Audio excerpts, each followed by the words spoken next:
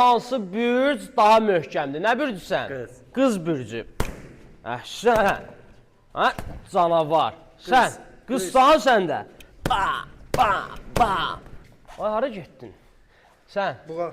Buğa bürcü. Bam, bam. Bam. Us, us, us, us, us. Dəmirdi ki bu. Xərçək. Xərçəklərdən sarı ölürəm də. Qaldır görməllərimi. Bam. Bam. Nə oldu? Bam. Nə oldu sən Şamurad? Hə? Əqrəb. Əqrəb. Qız. Sən. Qızsan sən də.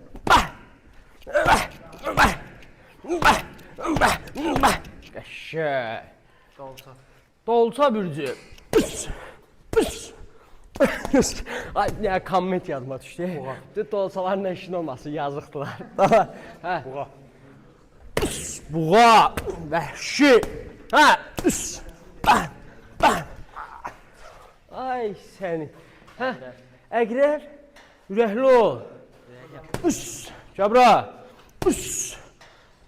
Qəşəng. Tərəzi. Tərəzi.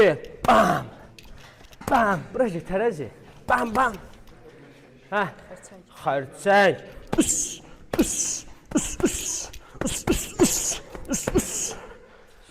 Şir.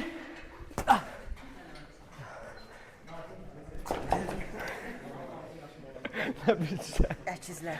Əkizlər.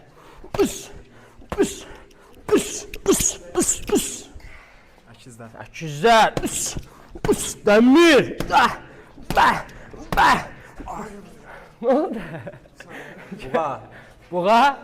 Qaldır görüm. Qızların sevimlisi.